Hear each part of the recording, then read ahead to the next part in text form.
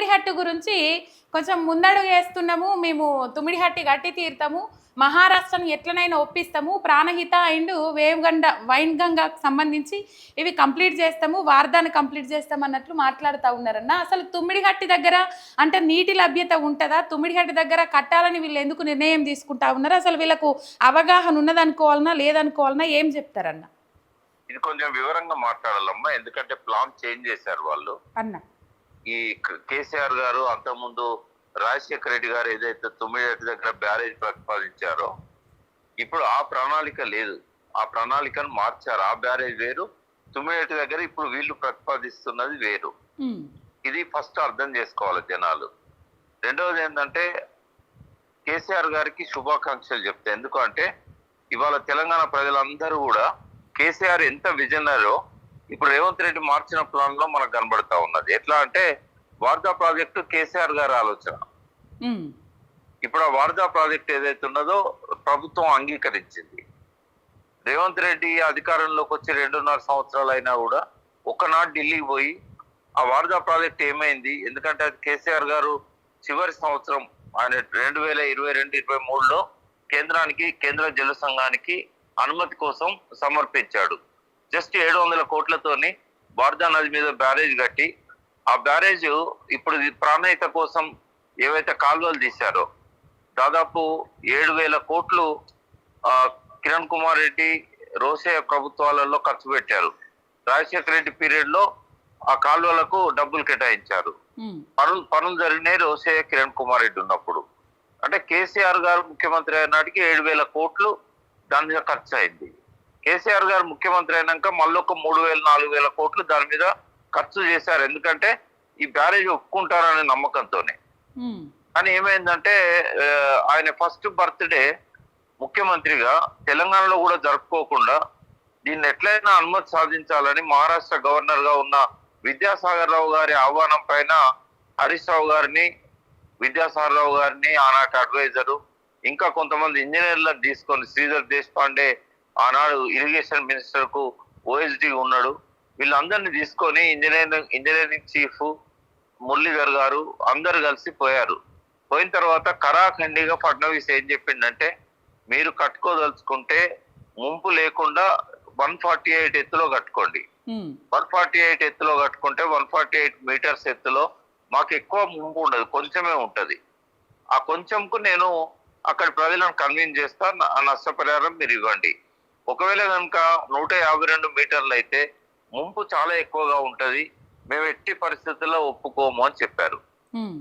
దానికి ఇంజనీర్ల కమిటీ వేస్తే ఆ ఇంజనీర్ల కమిటీ ఫైనల్ గా తెలిసింది 148 మీటర్స్ కే పరిమితం చేశారు. వాళ్ళు ఒక్కొక్క ఇంచ్ అంటే ఒక్కొక్క మీటర్ తగ్గించుకుంటూ ఎంత ముంపు ఉంటుంది అనేది చూసుకుంటూ వచ్చారు.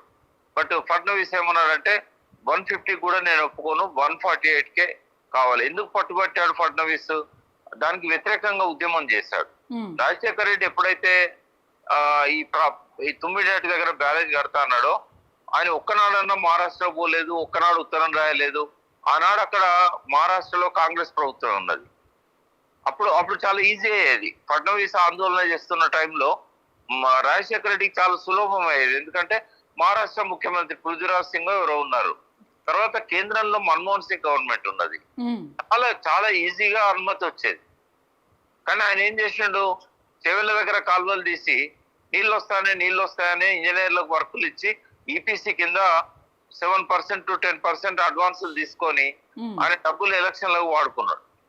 2009 ఎలక్షన్ ఖర్చు అంతా కూడా ఈ ప్రాణహిత చెవెళ్ళ కాంట్రాక్టర్ల దగ్గర నుంచి వసూలు చేశాడు. అక్కడ మాత్రం ఒక్క లెటర్ రాయలేదు, పర్మిషన్ అడగలేదు.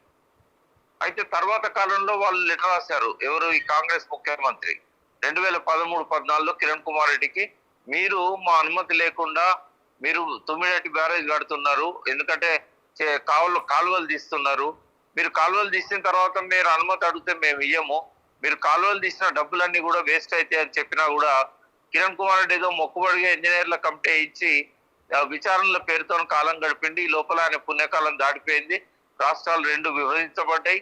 కేసీఆర్ వచ్చేసరికి సమస్య ముందుకు వచ్చింది. కేసీఆర్ కు ప్రధానంగా ఎదురైన సమస్యలు ఏంటంటే, ఒకటేమో పృథ్వీరాజ్ సింగ్ నేను ఇవ్వను, 150, 152కి ఇవ్వను అన్నాడు. ఇప్పుడు రేవంత్ రెడ్డి అన్నట్టు 150 కేసీఆర్ కూడా అడిగాడు. అది సాధ్యం కాదని చెప్పి కేసీఆర్ కు అర్థమైంది. ఎందుకంటే విద్యాసాగర్ రావు గారు చెప్పినా కూడా ఫడ్నవీస్ వింటలేడు. విద్యాసాగర్ రావు గారు కేసీఆర్ గారు టీడీపీలో మంత్రి ఉన్నప్పుడే గోదావరి జలాల యాత్ర చేసిండు ఆయన. కాబట్టి ఆయనకు బాగా కన్సర్న్ ఉండే ఈ ప్రాజెక్టు కావాలని చెప్పి. అయినా కూడా విద్యాసాగర్ రావు గారు గవర్నర్ ఉన్నా కూడా ఫడ్నవీస్ ను, అదే పార్టీకి సంబంధించిన ఫడ్నవీస్ ను ఒప్పించలేకపోయాడు. రెండవది ఏంటంటే చాప్రాల్ వన్యమృగ సంరక్షణ కేంద్రము అక్కడే ఉంది కాబట్టి తుమ్మిడట్టి బ్యారేజ్ ఇదివరకు ఏదైతే రాజశేఖర రెడ్డి ప్లాన్ చేసిన పద్ధతి ఉందో అది అటు వేణుగంగకు ఇటు ప్రాణహితకు, అంటే వేణుగంగ వార్దా నదులు కలిసిన తర్వాత ప్రాణహిత ఫామ్ అవుతుంది. అక్కడ ఎల్ షేప్ ఉంటది అన్నట్టు, వై షేప్ వస్తుంది. యాక్చువల్ గా వై షేప్ వస్తుంది. ఆ వై షేప్ లో ఒక పక్క మొత్తము రైట్ సైడ్, అంటే మనం ప్రాణహిత వెంబడి గోదావరి దిక్కుపోతుంటే లెఫ్ట్ సైడ్ మొత్తము అటు వైలాగా మనం ఊహించినట్టయితే అటు వేణుగంగ పొడుగుతా, ఇటు ప్రాణహిత పొడుగుతా, హాఫ్ సర్కిల్ అంతా కూడా అది చాప్రాల్ వన్యమృగ కేంద్రం. ఎప్పుడైతే చాప్రాల్ వన్యమృగ కేంద్రం ఉందో అక్కడ పర్మిషన్ రావాలంటే ముందు మహారాష్ట్ర వైల్డ్ లైఫ్ వాళ్ళు ఇవ్వాలి, ఎందుకంటే గడ్చిరోలి జిల్లాకు వస్తుంది. రెండవది కేంద్ర ప్రభుత్వం ఇవ్వాలి వీళ్ళు ఇచ్చినా కూడా. మూడవది ఈ రెండు ఇచ్చినా కూడా సుప్రీంకోర్టు ఇవ్వాలి. సుప్రీంకోర్టు ఎందుకు పెట్టుకున్నది పవర్ తన దగ్గర అంటే ఈ ప్రభుత్వాలు వాళ్ళ కోరికల ప్రకారము వన్యమృగాలను బలి చేస్తున్నారు, అడవిని నరికేస్తున్నారు. అది ఏ ప్రభుత్వం అయినా కూడా అట్లనే చేస్తున్నది కాబట్టి ఇది మాకే ఉండాలి అని సుప్రీంకోర్టు ఆ పవర్ పెట్టుకున్నది. అంటే ఇవన్నీ కూడా అడ్డంకులు ఉన్నాయి కాబట్టి కేసీఆర్ గారు ఏం ఆలోచించారు, రైతులు చచ్చిపోతున్నారు ఇక్కడ నీళ్లు లేక. కేవలం ప్రాణహిత చేవెళ్ల ప్రాజెక్టే కాదు కదా, ఇప్పుడు ఉద్యమ కాలంలో అటు సింగూరుకు నీళ్ల కోసం జైరాబాద్ రైతులు అడిగిన్లు, సంగారెడ్డి రైతులు అడిగిన్లు. ఆ తర్వాత నిజాం సాగర్ లో ఎప్పుడు నీళ్లు వస్తలేవు, ఎందుకంటే మహారాష్ట్ర 32 బ్యారేజీలు కట్టుకున్నది మంజీరా మీద. అన్ని బ్యారేజీల దగ్గర 2 దిక్కుల లిఫ్ట్ ఇరిగేషన్లు పెట్టింది. అదే విధంగా మంజీరాకు వచ్చే అన్ని వాగులు, కరంజా వాగ్ కానీ ఇట్లాంటి వాగులు అన్నిటి మీద కూడా 100 చెక్ డ్యాములు కట్టుకున్నారు. ప్రతి చెక్ డ్యామ్ మీద లిఫ్ట్ ఇరిగేషన్ స్కీములు పెట్టారు. ఒక్క చుక్క నీరు కూడా మహారాష్ట్ర నుంచి కర్ణాటక బార్డర్ బాల్కి అక్కడికి కూడా రావట్లేదు. ఒకవేళ ఏమన్నా వచ్చినా కూడా బాల్కి దగ్గర 5 బ్యారేజీలు కట్టారు. ఈ మహారాష్ట్ర కట్టిన 32 బ్యారేజీలు, ఈ కర్ణాటక కట్టిన 5 బ్యారేజీలు, వీటిని మొట్టమొదటిసారి పరిశోధన చేసి ఈ మంజీరా నది మీద 2 దిక్కుల ప్రయాణం చేసి, ఇక్కడ మంజీరా నది పుట్టిన బీడ్ జిల్లా లాతూర్కు చాలా పైన ఉంటది, అక్కడ అప్పర్ మంజీరా డ్యామ్ ఉంటది. అది కూడా అనుమతి లేకుండా అప్పుడు విలాసరావు దేశ్ముఖ్ ముఖ్యమంత్రిగా, లాతూర్ జిల్లాకు సంబంధించిన వ్యక్తి ముఖ్యమంత్రి కాగానే ఆయన అడ్డగోలుగా హైట్లు పెంచాడు. ఈ విషయాలు ఏవి కూడా ఆనాడు ముఖ్యమంత్రిగా ఉన్న చంద్రబాబు నాయుడుకి తెలియదు, ఆనాడు ప్రతిపక్ష నాయకునిగా ఉన్న రాజశేఖర రెడ్డికి తెలియదు, ఇరిగేషన్ డిపార్ట్మెంట్ లో ఉన్న విజిలెన్స్ కమిటీకి తెలియదు. వి ప్రకాష్ ఒక రీసెర్చ్ స్కాలర్, నరేష్ ఆ రోజు తెలంగాణ రాష్ట్ర సమితి విద్యార్థి విభాగం ప్రెసిడెంట్, ఆయన ఒక స్టూడెంట్ గా, వి ప్రకాష్ ఒక గైడ్ గా, ఉస్మానియా ప్రొఫెసర్ గా ఒక రూపాన్ని ధరించి మేము ప్రతి డిపార్ట్మెంట్ కు పోయి మంజీరా మీద బీడ్ జిల్లా నుంచి మొదలైన దగ్గర నుంచి ఇక్కడ సింగూరు దాకా, సింగూరు ప్రాజెక్ట్ అంటే మన తెలంగాణలో మంజీరా కలిసే ప్లేస్ కంటే కొంచెం కిందికి, దాని మీద ప్రయాణం చేసి మేము బయట పెడితే అదే రోజు ప్రెస్ లో మేము దీన్ని అనౌన్స్ చేసినాం.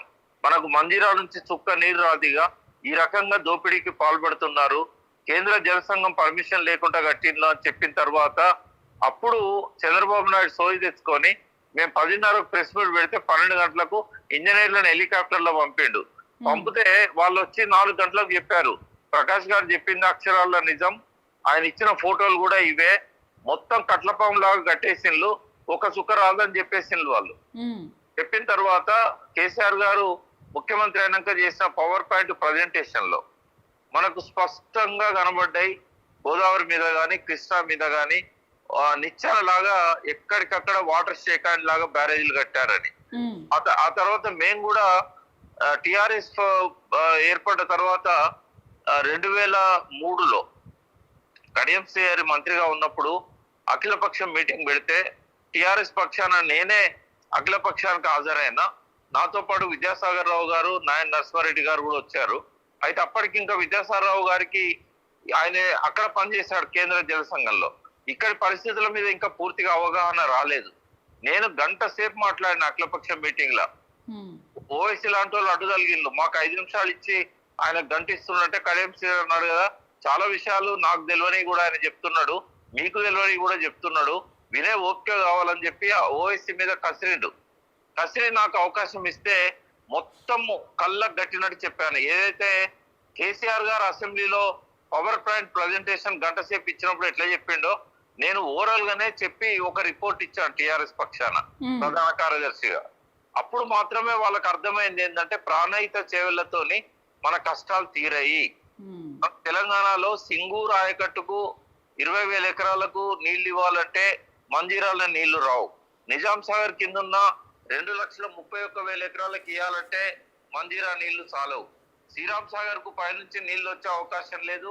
400 బ్యారేజీలు కట్టుకున్నారు, అన్ని లిఫ్ట్లు పెట్టుకున్నారు.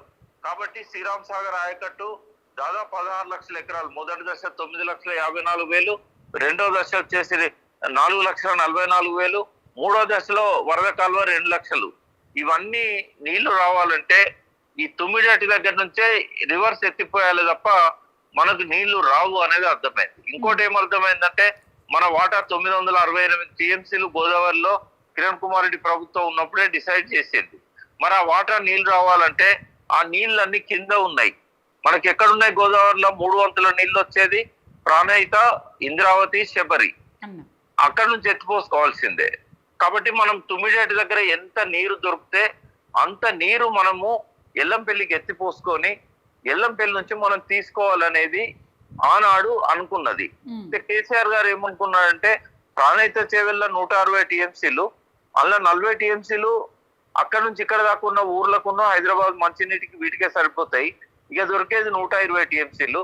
బట్ అక్కడ 148 మీటర్ల ఎత్తులో కనుక రిజర్వాయర్ కడితే ఫడ్నవీస్ అనుమతించిన ఎత్తులో కేవలం మనకు 1.8 టీఎంసీల స్టోరేజ్ మాత్రమే ఉంటది. ఒకవేళ కనుక మనము 152 మీటర్ల ఎత్తున కడితే స్టోరేజ్ మనకు 5.6 టీఎంసీలు ఉంటది. అంటే ఎక్కువ స్టోరేజ్ ఉన్నప్పుడు లిఫ్ట్ చేయడం ఈజీ అవుతుంది, తక్కువ స్టోరేజ్ ఉన్నప్పుడు ఇట్లా నీళ్లు పడతా అంటే పోతా ఉంటాయి. అందుకని ఒకటేమో నీటి లభ్యత తక్కువ ఉంటది. అప్పుడు కేంద్ర జల సంఘం కానీ మన ఇంజనీర్లు చెప్పింది ఏంటంటే మీకు అవసరమైన 160 టీఎంసీలు ఇక్కడ ఉన్నా కూడా 165 టీఎంసీలు లభ్యత ఉన్నది అక్కడ. ఎప్పుడు వేదిల శ్రీరామ్ చెప్తుంటాడు 165 టీఎంసీలు ఉన్నదని. కానీ ఆయన దాసేది ఏంటంటే పై రాష్ట్రాల వాటా కూడా అందులో 62 టీఎంసీలు ఉన్నది. అవి కలిపి చెప్తారు అన్నట్టు చెప్తాడు ఆయన చెప్పే లెటర్లలో కూడా అది ఉన్నది. ఇది మీకు శాశ్వతంగా ఈ 62 టీఎంసీలు రావు, ఇప్పుడు వాళ్ళు కట్టుకోలేదు కాబట్టి మీకు వస్తున్నాయి. అయితే ఈ వివాదం జరుగుతున్నప్పుడే మేడిగడ్డ బ్యారేజ్ నిర్మాణం అవుతున్నప్పుడే ఆయన శంకుస్థాపనకు తర్వాత ఓపెనింగ్ వచ్చిండు ఫడ్నవీస్. ఓపెనింగ్ వచ్చి వెంటనే పోయి తెల్లవారే జూన్ 21, 2019 ఇక్కడ కాళేశ్వరం ఓపెన్ చేసి జగన్ తోని గవర్నర్ నరసింహన్తో కలిసి 3 ముఖ్యమంత్రులు ఓపెన్ చేస్తా తెల్లారే ఇక్కడ నుంచి నాగపూర్ పోయిండు హెలికాప్టర్ల. నాగపూర్ పోయి నాగపూర్ దగ్గర లిఫ్ట్ ఇరిగేషన్ పెట్టిండు వేణుగంగ నది నుంచి నీళ్లను డైవర్ట్ చేయడానికి. ఎందుకు అంటే ఈ 62 టీఎంసీలు వాళ్ళ వాటా ఉంది కాబట్టి. అంటే ఇక మిగిలిందంతా 103 టీఎంసీలు. ఈ 103 టీఎంసీలు స్టోరేజ్ లేదు కాబట్టి వచ్చిన నీళ్ళు వచ్చినట్టు కిందికి వెళ్ళిపోతా ఉంటాయి. అవి 60 రోజుల లోపే వస్తాయి. అవి ఈ 60 రోజుల లోపల వాటిని ఎత్తిపోసుకోవడానికి రిజర్వాయర్ మన దగ్గర లేదు, పెద్ద రిజర్వాయర్. అది వరకు ఉన్నట్టు 152 మీటర్లు ఎత్తున కడితే 5.6 టీఎంసీల స్టోరేజ్ ఉన్నది కాబట్టి అప్పుడు లిఫ్ట్ చేసుకోవడానికి అవకాశం ఉండేది. అంటే ఇక్కడ ఏముంటది 103 టీఎంసీలలో మనకి ఎంత దొరుకుతున్నాయి? 44 టీఎంసీలు దొరుకుతున్నాయి. అంటే 44 టీఎంసీలు హైదరాబాద్ మంచినీటికి పరిశ్రమలకే పోతాయి. ఇక చేవెళ్ళ దాకా ఎక్కడ పోతాయి? తర్వాత కాళేశ్వరం మన ప్రాణహిత చేవెళ్ళలో కొత్త ఆయకట్టు అంతకుముందు 16,40,000 రాజశేఖర రెడ్డి పెంచాడు. కేసీఆర్ వచ్చినాక 18,25,000 చేసాడు. మరి అక్కడ హైదరాబాద్ మంచినీటికి పరిశ్రమలకి నీళ్ళు లేనప్పుడు వీటికి ఎక్కడి నుంచి ఇస్తాడు? అదే కాకుండా 18,75,000 ఎకరాలు ఈ ఆయకట్టు ఉంది. సింగూరు నుంచి మొదలుపెట్టి నిజాం సాగరు, శ్రీరామ్ సాగరు, అప్పర్ మానేర్ డ్యాము ఇవన్నీ కూడా 18,75,000 ఎకరాలు ఉంది. మరి అదే 18,75,000 ఇది 18,25,000 అంటే మొత్తం 37 లక్షల ఎకరాలకు కావాలి. తర్వాత చెన్నూరు నుంచి బాలక సుమనం ఆయన ఏమి అన్నాడంటే మాకు లిఫ్ట్ పెట్టండి అన్నారం దగ్గర, లిఫ్ట్ పెట్టి మాకు 1,00,000 ఎకరాలకు ఇవ్వండి అన్నాడు. టిఆర్ఎస్ ప్రణాళికలో రాసుకున్నారు ప్రతి నియోజకవర్గానికి 1,00,000 ఎకరాలకు నీళ్ళు ఇస్తామని. ఇట్లా ఒక్కొక్క నియోజకవర్గానికి ఎత్తిపోస్తే గనుక దాదాపు ఇంకొక 8 లక్షల ఎకరాలకు కావాల్సి వస్తుంది. అంటే 45 లక్షల ఎకరాలకు 44 టీఎంసీల నీళ్ళు సరిపోతాయా? సరిపోవు. కాబట్టి మరి సార్ ఏం చేసిండంటే కేసీఆర్ గారు, నేను అప్పుడు చైర్మన్ ఉన్నాను ఇది జలవనరుల అభివృద్ధి సంస్థకు. అయితే పైనుంచి వార్దా నది మీదకెళ్ళి ఒక 20 టీఎంసీలు మనకు దొరుకుతున్నాయి. అంటే ఈ 165 టీఎంసీలలో 20 టీఎంసీలకు పైన మనకు వార్దా నుంచి వస్తాయి. అయితే వార్దా అనేది ఎక్కడుంది? ఈ తుమ్మిడిహట్టి కంటే 2 కిలోమీటర్ల పైన ఆ బ్యారేజ్ కట్టాలని కేసీఆర్ గారు సర్వే చేయించి, అప్పుడు ఏమైందంటే తీసిన కాలువలకు గ్రావిటీతో నీళ్లు వస్తాయి. ఇప్పుడు ఏదైతే 11,000 కోట్లు పెట్టి కాలువలు తవ్వినలో వాటికి పైనుంచి గ్రావిటీతో వస్తాయి. ఎందుకంటే ఎత్తు మీద కడుతున్నారు బ్యారేజ్. 700 కోట్లతో అది అయిపోతుంది. ప్రాణహిత మీద తుమ్మిడిహట్టి కట్టాలంటే 4,000 కోట్లు అవుతుంది. ఇది స్క్యూ పద్ధతిలో ఉంటది అన్నారు. ఒక్క నిమిషం. స్క్యూ పద్ధతి అనేది అది ఎక్కడ ప్రపంచంలో ఇప్పటిదాకా లేదు. ఇప్పుడున్న కొత్త బ్యారేజ్ ఏదైతే రేవంత్ రెడ్డి ప్రతిపాదిస్తున్నాడో ఇందులో ఏంటంటే స్క్యూ పద్ధతి కూడా ఉంది. రెండోది ఎక్కడికక్కడ 2 బ్యారేజీలు వస్తాయి. ఒకటి వార్దా మీద వస్తుంది, ఒకటేమో వేణగంగ మీద వస్తుంది. ఈ రెండింటిని కనెక్ట్ చేయడానికి స్క్యూ పద్ధతి పెట్టాడు. ఇప్పటిదాకా ప్రపంచంలో ఎక్కడ లేదు. ఒకవేళ నిజంగానే టెక్నాలజీ అందుబాటులో ఉంటే కట్టొచ్చు. బట్ ఇక్కడ ఏమైందంటే కేసీఆర్ గారు ఏదైతే వార్దా మీద బ్యారేజ్ పెట్టాడో దాన్ని యాజ్ ఇట్ ఈజ్ గా రేవంత్ రెడ్డి కట్టాలనుకున్నాడు. కాబట్టి చంద్రబాబు నాయుడు అడ్డంకి వల్ల అది ఆగిపోయింది. 2.5 సంవత్సరాల నుంచి ఎన్నడూ కూడా అపెక్స్ కమిటీ మీటింగ్ లో కావచ్చు, చంద్రబాబు నాయుడుతో మాట్లాడిన మీటింగ్లలో కావచ్చు, కేంద్ర జల సంఘంతో జరిపిన చర్చలలో కావచ్చు, ఒక్కనాడు ఒక్క ఉత్తరం రాయలేదు రేవంత్ రెడ్డి. కేసీఆర్ గారు ప్రతిపాదించిన వార్దా రిజర్వాయర్ అది వద్దనుకున్నాడు ఆయన. చంద్రబాబు లెటర్ రాస్తే దాన్ని వెనక్కి తీసుకోమని చెప్పలే. ఇవాళ ఒక పెద్ద విజయం బీఆర్ఎస్ పార్టీకి, ఆ పార్టీ అగ్రనేత కేసీఆర్ ఏంటంటే తను ఏదైతే చెప్పాడో దాన్ని రేవంత్ రెడ్డి ఇప్పుడు ప్రతిపాదించాడు. రెండవది ఏంటంటే దానివల్ల ఇదివరకు 50,000 ఎకరాలకు ప్రాణహిత చేవెళ్ల ఆసిఫాబాద్ మంచిర్యాల జిల్లాలకు నీటి సౌకర్యం ఉండాలని అప్పుడు అనుకున్నారు రాజశేఖర రెడ్డి. ఇప్పుడు దాన్ని కేసీఆర్ ఏం చేశాడు? 2 లక్షలకు పెంచాడు. ఆ వార్దా నదిలో దొరికే ప్రతి నీటి చుక్క ఆదిలాబాద్ కే ఉపయోగపడాలి, పాత ఆదిలాబాద్ జిల్లా. అది రెండవ విజయం ఆదిలాబాద్ ప్రజలకు, మంచిర్యాల జిల్లా ప్రజలకు. మూడవది ఏంటంటే ఇవాళ ఏదైతే ఆయన స్క్యూ పద్ధతిలో 2 బ్యారేజీలు కట్టాలనుకున్నాడో అది కేసీఆర్ గారు కూడా ఆలోచించారు, కొత్తదేం కాదు అది. కానీ దానివల్ల మనకు నీటి లభ్యత తక్కువగా ఉంటది. ఇదే 4,000 కోట్లు కింద మనం ఖర్చు పెట్టినట్టయితే మనకు చాలా ఎక్కువ నీటి లభ్యత ఉంటది. సిడబ్ల్యూసి కూడా దాన్నే ప్రతిపాదించింది. అయితే ఇక్కడ కూడా చాలా మందికి తెలియని విషయం ఏంటంటే మంత్రులకు కూడా, ఉత్తమ్ కుమార్ రెడ్డి లాంటి వాళ్లకు, తర్వాత ఉద్యమ నాయకులైన కోదండరాం లాంటి వాళ్లకు అర్థం కానిది ఏంటంటే ఎల్లంపల్లి హైట్ ఏమో 142, 144 అట్లుంటది. ఇక్కడ 148 లో బ్యారేజ్ కడితే గ్రావిటీతో వస్తాయి కదా ఎల్లంపల్లికి నీళ్లు, 5-6 మీటర్ల పైనే ఉంది కదా అని చెప్పి వాళ్ళు ఏమంటుంటే ఈ టోపోగ్రఫీ మ్యాపులు చూసి తుమ్మిడిహట్టి దగ్గర బ్యారేజ్ కడితే గ్రావిటీతో వస్తాయి. మరి తవ్విన కాలువలకు నీళ్ళు ఎట్లా వస్తాయి? 148 మీటర్లలో రిజర్వాయర్ ఉంటే 152 మీటర్ల ఎత్తున కాలువలు తవ్వారు. అయితే అక్కడ ఇంకో లిఫ్ట్ అవసరం అవుతుంది. అయితే నయనాల గోవర్ధన్ లాంటి వాళ్ళు ఏం చెప్పిందంటే ఆడ కాలువ డీప్ చేద్దాం, 4 మీటర్ల లిఫ్ట్ అక్కర్ లేకుండా 4 మీటర్ల లోతు తవ్వుదాం, 152లో ఉన్న కాలువలను 144 తవ్వుదామని చెప్పి వాళ్ళు ప్రతిపాదన చేశారు. 152 ఉన్నదాన్ని 148కు తగ్గించాలంటే డీప్ కట్ ఉండాలి అక్కడ. అయితే సాధ్యమే, అసాధ్యం కాదు అది. ఇప్పుడు 150 మీటర్లకు ఒకవేళ నిజంగానే మహారాష్ట్ర ఒప్పుకున్నా కూడా 150 మీటర్లకి వెళ్ళి నీళ్ళని తీసుకపోవచ్చు. కానీ ఎంత తీసుకపోగలుగుతాం మనం? ఇప్పుడు వచ్చిన నీళ్ళు అన్ని కూడా మలుపుకోవడానికి ఉండదు. ఎన్విరాన్మెంటల్ ఫ్లోస్ అని ఉంటాయి. నేను చాలా వివరంగా ఎందుకు చెప్తున్నా రేఖ అంటే అన్న దీని మీద ఒక సమగ్రమైన అవగాహన తెలంగాణ ప్రజలకు రావాలి. పాత ప్రాజెక్టు కొత్త ప్రాజెక్టు తేడా ఏందో తెలవాలి. కేసీఆర్ గారు ఎందుకు దాన్ని కట్టలేకపోయిందో అర్థం కావాలి. కాబట్టి ఇంకొంత సమయం నేను తీసుకుంటా. అయితే ఈ 148 మీటర్ల ఎత్తులో కట్టినా 150 మీటర్ల ఎత్తులో కట్టినా డీప్ కట్ చేయొచ్చు. కానీ అక్కడ నుంచి పైకి ఎట్లా వస్తాయి నీళ్లు? మళ్ళీ 2 లిఫ్టులు కావాలి.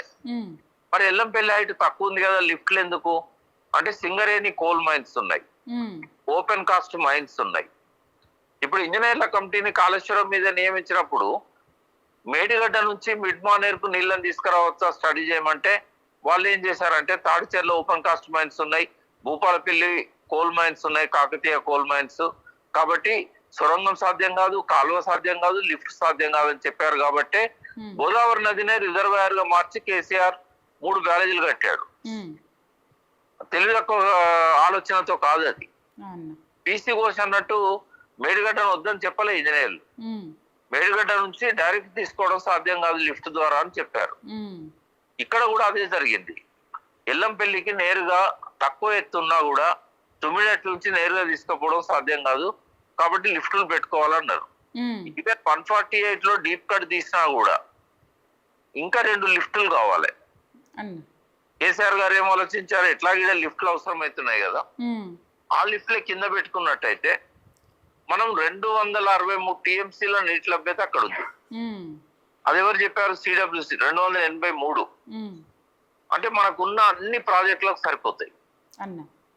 కాబట్టి తెలంగాణ సస్యశ్యామలం చేయాలంటే ఈవెన్ కృష్ణా బేసిన్ లో ఉన్న నల్గొండ జిల్లా కూడా నీళ్ళని తీసుకురావాలంటే బస్వాపూర్ రిజర్వాయర్ కావచ్చు, ఇంకో రిజర్వాయర్ కావచ్చు, వీటన్నిటికీ నీళ్లు రావాలంటే మనకు 283 కాదు 300 టీఎంసీలు అయినా సరిపోవు.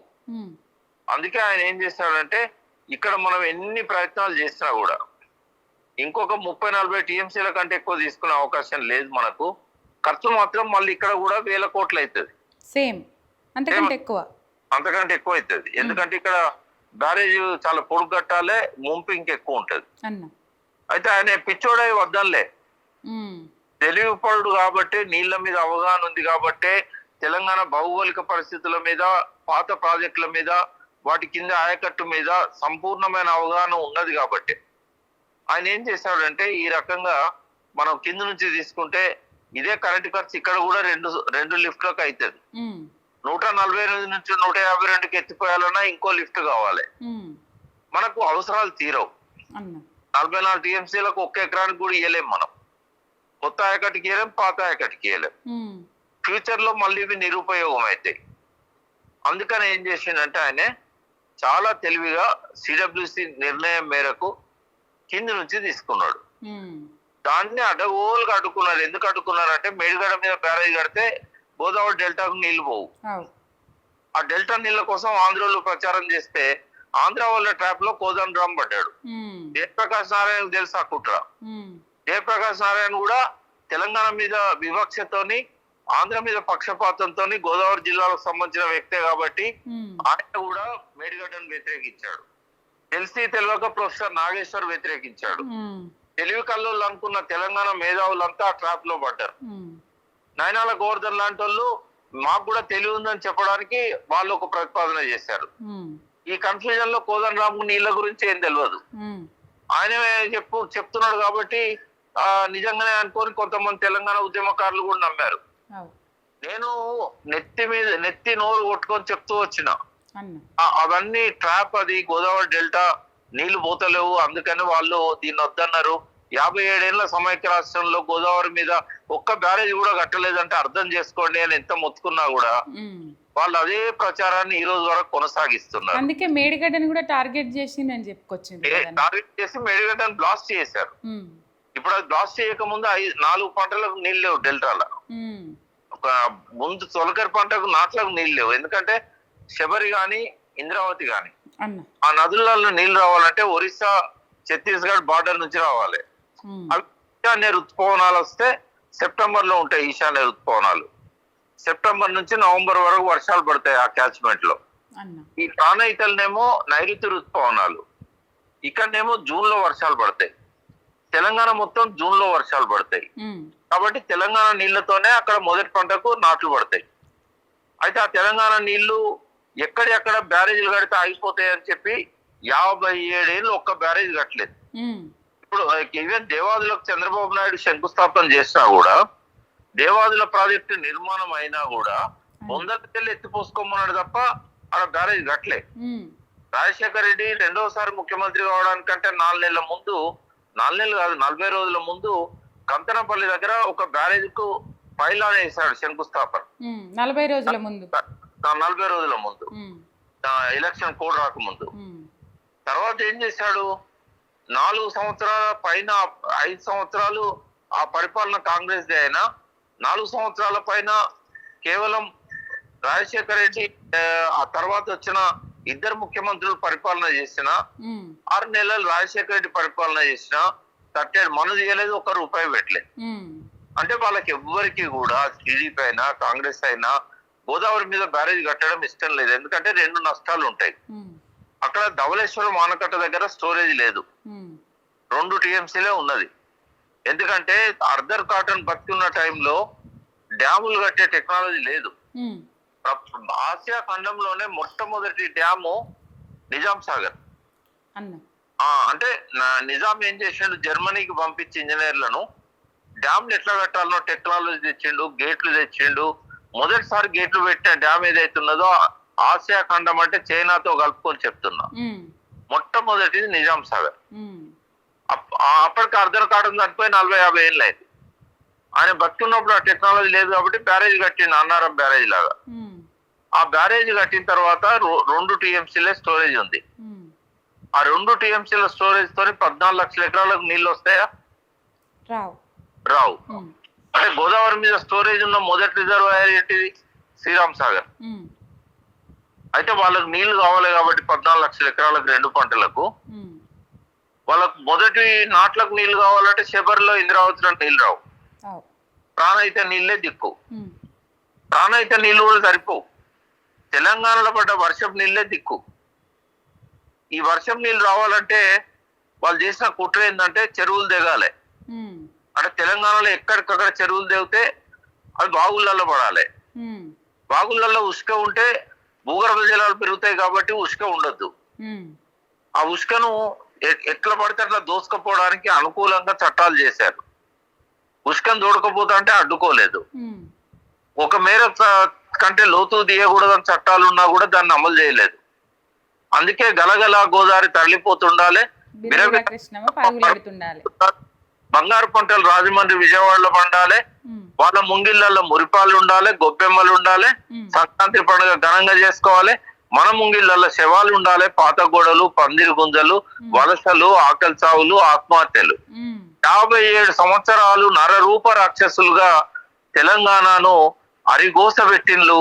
ఒక్క చుక్క నీరు గోదావరి పక్క నుంచి తలాపున పారుతున్న గోదావరి నీచేనో నాచెల్క ఎడారి అనేదైతే సదాశివుడు తల్లావజ్జులో రాసిండో ఆ పాట యథార్థంగా పక్కన కృష్ణమ్మ ఉన్న ఫలితమేమీ లేకపాయ అని చెప్పి తెలంగాణ ప్రజలు ఉద్యమ గీతాలు ఎందుకు పాడిన్లో అంటే ఈ గోసను చూసి, ఈ కుట్రలను చూసి, ఇవన్నీ కూడా మాలాంటి వాళ్ళం, జయశంకర్ లాంటి వాళ్ళు, విద్యాసాగర్ లాంటి వాళ్ళు, కేసీఆర్ ప్రజలకు అర్థమయ్యే భాషలో చెప్పడము, హరీష్ రావు లాంటి వాళ్ళు ప్రజలకు అర్థమయ్యే భాషలో ప్రజల్లోకి జలసాధన ఉద్యమాన్ని తీసుకపోవడం వల్ల 40 రోజుల పాటు జరిగిన జలసాధన ఉద్యమం ఈ వీళ్ళ కుట్రలన్నీ ఛేదించింది. మరి ఇప్పటి తరానికి ఆ సోయి లేదు. ఉద్యమకారులు ఆంధ్ర ట్రాప్ లో పడ్డారు. అయితే మేడిగడ్డ కట్టిన తర్వాత ఏమైంది? గోదావరి డెల్టా 14 లక్షల ఎకరాలల్లా నాట్లకు నీరు ఆలస్యమైంది. 2వ పంటకు పొట్టకొచ్చే సమయానికి నీళ్లు లేని పరిస్థితి వచ్చింది. ఈ 2019 జూన్ నుంచి 2023 మేడిగడ్డ వెలిచేదాకా రబీ పంటలకు నీళ్ళు లేవు, తొలకరి పంటలకు నాట్లకు నీళ్ళు లేవు.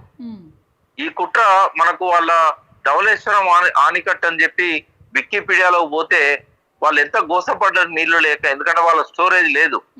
అదివరకు ఏం చేసేది, ఒక్క బ్యారేజ్ కూడా లేనప్పుడు తెలంగాణ చెరువుల నీళ్లు, కుంటల నీళ్ళు అన్ని కూడా తెగుతుంటే ఒక్క వర్షానికి 100 చెరువులకు గండిపడ్డా కూడా ఒక్కనాడు కూడా చెరువులను మళ్ళా పునర్నిర్మాణం చేయలేదు. ఎప్పుడప్పుడు ఎడ్డింగ్స్ ఎట్లుండేదంటే మీరు పుట్టక ముందు ఒక్క వర్షానికి 100 రాత్రి భారీ వర్షం 100 చెరువులకు గండి ఇట్లా ఉండేది అన్నట్టు. మళ్ళీ వాటిని రిపేర్లు చేయకపోయేది. దాన్ని మైనర్ ఇరిగేషన్ అని నెట్టిపడేసిండ్రు. మన వ్యవసాయం 63% చెరువుల కుంట్ల కింద ఉండే, దీన్నంతా మైనర్ చేసిండ్రు. 37% ప్రాజెక్టుల కింద ఉంటే దాన్ని మేజర్ చేసిండ్రు. అయితే మైనర్ కు పైసలు ఇవ్వకపోయేది. 100 రూపాయలు బడ్జెట్ పెడితే 10 రూపాయలు మైనర్ అనేటోళ్ళు, అందులో 7 రూపాయలు మళ్ళీ ఆంధ్రాకు తీసుకుపోయేటోళ్ళు. ఆ 3 రూపాయలతో జీతాలు ఇచ్చేటోళ్ళు. ఇతనాడు గొలు చెరువులను మళ్ళీ పునర్నిర్మాణం చేయలేదు. ఇక్కడ గలగల గోదావరి పోవాలంటే గొలు చెరువుల నిర్మాణం చేయొద్దు. రబీ పంటలకు నీళ్ళు లేకపోతే సింగూరు తలుపులు తీసేటోళ్ళు. హైదరాబాద్ కు నీళ్ల కోసం కట్టిన సింగూరు తలుపులు తీసేది. నిజాం సాగర్ కింద పంటలు ఎండిపోతున్నాయని మండ వెంకటేశ్వరరావు లాంటి వాళ్ళు నిరాహార దీక్షలు చేస్తే కూడా నీళ్లు ఇవ్వకపోయేది. కానీ గోదావరి డెల్టాకు నీళ్లు తక్కువైతే మాత్రం సింగూరు గేట్లు తీసేది, నిజాం సాగర్ గేట్లు తీసేది, శ్రీరామ్ సాగర్ గేట్లు తీసేది, కడెం ప్రాజెక్టు గేట్లు తీసేది. అప్పుడు ఎక్కంపల్లి లేదు కాబట్టి ఇక సర్రన పోయి అవి గోదావరి డెల్టాలో పడేది. ఇప్పుడు ఏమైంది, కేసీఆర్ వచ్చినాక కుట్రలకు అడ్డు కట్టేశాడు. మిషన్ కాకతీయాలలో చెరువులు మంచిగా అయినాయి, బావులలో నీళ్లు పోవడం బంద్ అయింది. తర్వాత పోయిన నీళ్లను బావుల మీద చెక్ డ్యాములు కట్టిండు. ఒక్కొక్క చెక్ డ్యామ్ కు 40 కోట్లు 30 కోట్లు పెట్టి కట్టిండు. 1 కిలోమీటర్న్నర ఉండేది. ఇప్పుడు ఇసుక కోసం వాటిని వేలు చేస్తున్నారు. మానేరు నది మీద ఒక్కో చెక్ డ్యామ్ కి 20 కోట్లు 30 కోట్లు 40 కోట్లు పెట్టి కట్టిండు. అవి ఫెయిల్ చేస్తున్నారు. అంటే ఇవన్నీ కూడా ఎన్నడూ చెక్ డ్యాములు కట్టలేదు, ఎందుకంటే గోదావరికి నీళ్లు పోవాలి కాబట్టి. అంటే డెల్టా కుట్రలు తెలంగాణ రావడానికి అదొక ఆజ్యం పోసాయి. ఆ నీళ్లలో జరిగిన అన్యాయాలు ప్రజలను తెలంగాణ ఉద్యమంలోకి వచ్చేలాగా చేసినాయి. రైతులకు కూడా కేసీఆర్ గారి మాటల ద్వారా లక్షలాది మందిని ఆయన మీటింగ్లలో చెప్పడం గాని, టీవీలలో చెప్పడం గాని, ఇవన్నిటి వల్ల జల సాధన ఉద్యమం 40 రోజులు జరగడం వల్ల సోయి అనేది నీళ్ల సోయి ప్రజలకు వచ్చింది. ఆంధ్ర కుట్రలు ఏందో అర్థమైనాయి. ఇప్పటి తరానికి అట్లా చెప్పేవాళ్ళు లేరు. మళ్ళొక్కసారి మనం వెనుకకు వద్దాము. ఇప్పుడు ఏంటంటే ఇప్పుడు కట్టే ప్రతిపాదన ఏదైతే ఉన్నదో దీనిలో మార్పులు ఏం చేశాడు అనేది ఇప్పుడు ప్రజలకు చెప్పాలి. ఎందుకంటే ఇవాళనే మొదటి రోజు అది ప్రజలకు రిలీజ్ చేయడం, ఇవాళ పేపర్లనే మొదటిసారి వచ్చింది. అయితే ఇది ఎందుకు సాధ్యం కాదనేది ప్రజలకు చెప్పాలి. ఇక్కడ ఫస్ట్ ఏంటంటే చాప్రాల్ వన్యమృగ కేంద్రం అనేది ముంపు గురి కాకుండా, 1 ఎకరం కూడా మునిగిపోకుండా దాని అవతల దాకా బ్యారేజ్ తీసుకపోయారు. 2 బ్యారేజీలు కడుతున్నారు. వేన్గంగా మీద కట్టే బ్యారేజ్ చాప్రాల్ వన్యమృగ సంరక్షణ కేంద్రం బౌండరీకి బయట కడుతున్నారు. అంటే ఒక 10 కిలోమీటర్లు 5 కిలోమీటర్లు వేన్గంగా మీద మహారాష్ట్రలోకి పోవాలి. అక్కడ 2 దిక్కుల కూడా మహారాష్ట్ర ఉంటది. లెఫ్ట్ కు మహారాష్ట్ర ఉంటది, రైట్ కు మహారాష్ట్ర ఉంటది. మరి అక్కడ డ్యామ్ ఎవరు కట్టాలి, బ్యారేజ్ ఎవరు కట్టాలి? అది జాయింట్ ప్రాజెక్ట్ కాదు అది. అంటే నీళ్లు మనకు వస్తాయి, ముంపు వాళ్ళకు ఉంటది. మరి ఈ కొత్త ముంపు వస్తుంది ఇప్పుడు. ఎందుకంటే గడ్చిరోలి జిల్లాలో ఇప్పుడు చాప్రాలకు బదులు పంట పొలాలు మునిగిపోయే ముంపు వస్తున్నది. మరి వాళ్ళు కేవలం కొద్ది ఆయకట్టు 4-5 వేల ఎకరాలు 3,000 ఎకరాలు మునిగిపోద్ది అంటేనే అనుమతి ఇవ్వలే కదా. ఇప్పుడు వేణుగంగ మీద కొత్త బ్యారేజ్ కట్టాలి.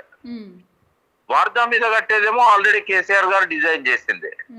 అయితే ఈ రెండింటి కలపడానికి లంబకోణంలో ఇంకొక బ్యారేజ్ కట్టాలి. అది స్క్రూ పద్ధతిలో ఉంటది, ఎల్ షేప్ లో ఉంటది. ఎల్ షేప్ లో ఉండేది ప్రపంచంలో ఇప్పటిదాకా సాధ్యం కాలే. మరి దానికి ఎట్లా చేస్తారు? అయితే ఇవన్నీ కూడా క్వశ్చన్స్. ఇప్పుడు ముంపు ఎక్కువైతుంది. ఫడ్నవీస్ చెప్పిన ఈవెన్ 148లో కట్టినా కూడా ఎంత అయితే ముంపు ఉంటుందో ఇప్పుడు 150లో కడితే అంతకంటే ఎక్కువ ముంపు ఉంటది. మళ్ళా వేణుగంగ మీద గడ్చిరోలి జిల్లాలలో ముంపు ఉంటది. ఇది కొత్త ముంపు. అంటే ముంపు పెరుగుతుంది, చాలా పెరుగుతుంది, ఖర్చు బాగా పెరుగుతుంది. అందులో 4,000 కోట్లు అయింది, ఇప్పుడు 10,000 కోట్లైనా కాదు అది. 2 బ్యారేజీలకు కూడా ఒక్కో దానికి 10,000 కోట్లు. అంటే వార్దాది మనకు అనుమతి లేట్ అయింది కాబట్టి అప్పుడు అనుకున్న 700 కోట్లతో కాదు, ఇప్పుడు 2,000 కోట్లు అవుతుంది. ఇది వేణుగంగది ఇంకొక 2,000-3,000 కోట్లు అవుతుంది. తర్వాత నష్టపరిహారం ఇంకో 2-3 కోట్లు అవుతుంది. వాటితో పాటు ఎల్ షేప్ అనేది సాధ్యం కాదు టెక్నికల్ గా, క్యూ పద్ధతి. ఒకవేళ సాధ్యమైనా కూడా ముంపు ఎక్కువ ఉంటది, ఖర్చు ఎక్కువ ఉంటది. అంటే 20,000 కోట్ల ప్రాజెక్ట్ అవుతుంది ఇది. ఇంత చేసి మనకేమన్నా లాభం జరుగుద్దా అంటే గది 40 టీఎంసీలు. 40 టీఎంసీలు. మరి ఇక్కడ 280 టీఎంసీలను వదిలేసుకొని ఎందుకని తుమ్మిడిహట్టి మీద పడతాండ్రు వీళ్ళు? అంటే వాళ్ళు ఏంటంటే కేసీఆర్ ను తప్పు అని చెప్పడానికి, దోషిగా నిరూపించాలని చెప్పి కాంట్రాక్టర్లకి కొత్త పనులు ఇస్తే కమిషన్లు ఎక్కువ వస్తాయి, ఈ కమిషన్లు వాళ్ళకి కావాలి, ఏదో చూపెట్టాలి. తర్వాత ఇది కేంద్ర ప్రభుత్వం అనుమతి ఇచ్చే ప్రాజెక్ట్ కాబట్టి ఒకవేళ మహారాష్ట్ర ఒప్పుకుంటే కేంద్రం అనుమతిస్తుంది. మోడీతోని 10 తారీఖు నాడు మాట్లాడిపిస్తారట, సికింద్రాబాద్ లో మాట్లాడిపించే ప్రయత్నం చేస్తారట దీని మీద. ఇద్దరు టార్గెట్ కేసీఆర్ కదా. భౌతికంగానే కాంగ్రెస్ ఉన్నాడు రేవంత్ రెడ్డి, మానసికంగా చంద్రబాబుతో ఉన్నాడు. చంద్రబాబు ఎవరితో ఉన్నాడు? బీజేపీ, మోడీ, పొత్తులనే ఉన్నాడు కదా.